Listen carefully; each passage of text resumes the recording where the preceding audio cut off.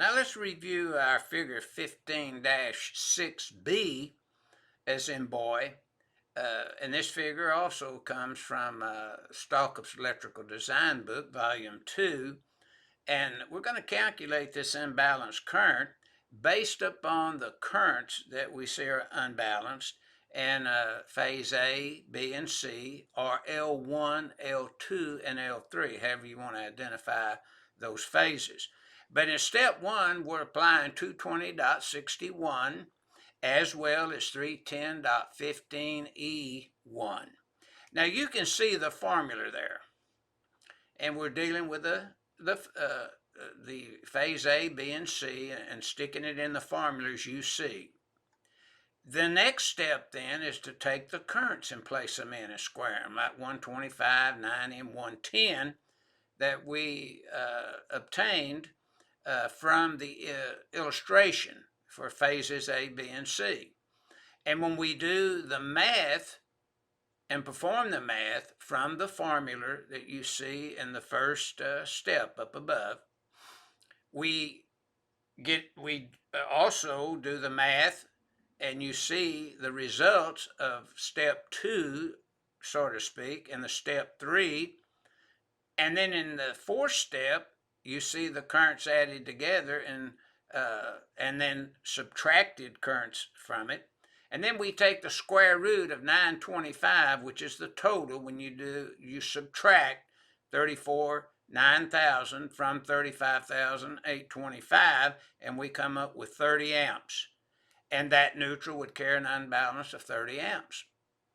It was a lot easier to balance loads until the 25 code.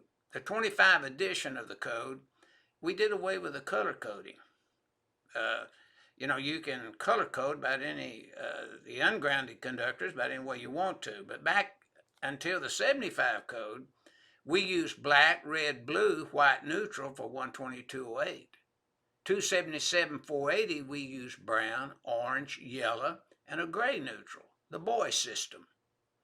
It was a lot easier to balance loads when you had a color coding of the conductor. So instead of them all being black and a white indicating you were 122.08, a gray neutral indicating you was 277.480, but you had all black conductors on L1, L2, and L3. It's always a good policy for you electricians to color code your ungrounded conductors L1, 2, and L3, because it makes it a hell of a lot easier when you start trying to balance a load when it's so unbalanced that it affects your sensitive electronic equipment. And so the solution is then 30 amps for the unbalanced grounded neutral conductor. Now look at the note. Phases A and B were lost. The grounded neutral conductor would be 110 amps. And if phase C was lost, then you're going back to the 2-wire system C, and it would be 35 amps when you took 125, which was phase A, and took 90 from 125, that'd be 35 amps.